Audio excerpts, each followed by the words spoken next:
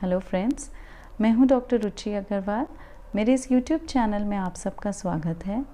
आज मैं आपको homeopathic treatment for hearing loss के बारे में जानकारी दूंगी। हेयरिंग लॉस और डेफनेस एक कॉमन प्रॉब्लम है। It refers to either partial और टोटल इनएबिलिटी टू हेयर। जब कोई व्यक्ति बोलता है तो उसकी साउंड्स वाइब्रेशंस प्रोड्यूस करती हैं। ये वाइब्रेशंस कान के पर्दे और सुनने से संबंधित 3 बोन से गुजरती हुई इनर ईयर में पहुंचती हैं और वहां से सुनने की नस के द्वारा ब्रेन में जाती हैं। इस तरह हमें ध्वनि का एहसास होता है।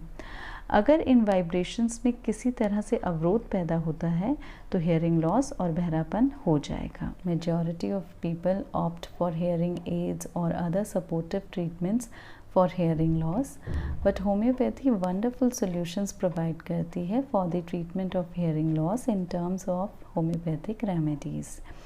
जब कोई व्यक्ति बीमार पड़ता है तो उसकी वाइटल फोर्स और लाइफ एनर्जी इम्बैलेंस्ड हो जाती है। Homeopathic remedies act positively on this vital force, वो उसे स्टिमुलेट कर देती हैं so that it can recovered from this imbalance state to state of health and free itself from the disease. Moreover homeopathic remedies safe हैं, इनके कोई adverse effects नहीं हैं।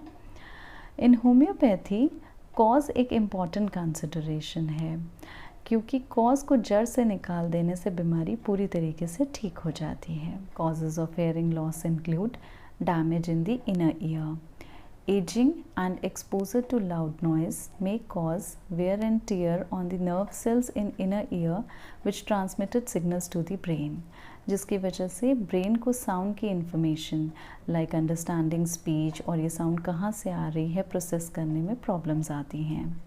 इसे हेयरिंग लॉस कहा जाता है।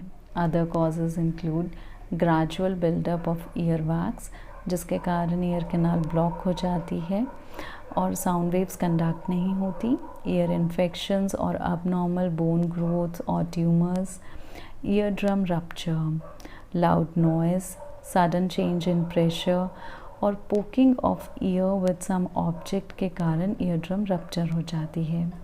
ये सब कारण जिनकी वजह से प्रॉब्लम आउटर और मिडल एरिया में है, जो इंटरफेयर कर रहा है conduction of sound to the inner ear, को conductive type of hearing loss कहते हैं। ये कॉमनली बच्चों में होता है। Problems in the inner ear and और ऑडिटरी नर्व के कारण भी हेयरिंग लॉस होता है, जिसे sensorineural type of hearing loss कहते हैं।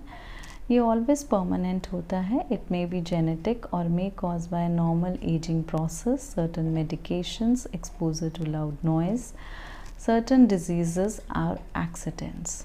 इनके अलावा एक mix type of hearing loss भी होता है, जिसमें बोथ कंडक्टिव और सेंसीरो न्यूरल हेयरिंग लॉस होते हैं, यानी कि प्रॉब्लम आउटर और middle ear and inner ear और ऑडिटरी नर्व सब में होती है।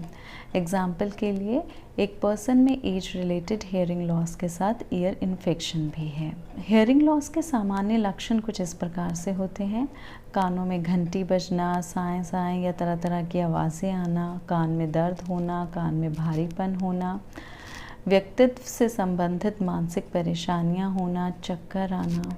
होम्योपैथी में 100 से ज़्यादा दवाइयां हैं जो इन कंडीशंस को इफ़ेक्टिवली ट्रीट कर सकती हैं, जैसे कि पल्सटिला अगर मिडल ईयर इन्फेक्शन है, सिलीशिया ईयर वैक्स एक्यूमुलेट हो गया है, आर्निका इन हाइपेरिकम अगर हेयरिंग लॉस ट्रॉमा और इंजरी के बाद हुआ है, चिनोपोडियम और कालीफॉस अगर ऑडिटरी नर्व ठीक से फंक्शन नहीं कर रही है, जिसके कारण ब्रेन तक सिग्नल्स इफ़ेक्टिवली ट्रांसमिट नहीं हो रहे हैं, बैलाडोना अगर हेयरिंग लॉस राइट साइड में ज़्यादा है और कान में बहुत ज़्यादा दर्द हो रहा है, लेफ़्ट साइडेड हेयरिंग लॉस है और कानों में तरह तरह की आवाज़ें आ रही हैं, तो स्पाइजुला मेडिसिन इंडिकेट करती है।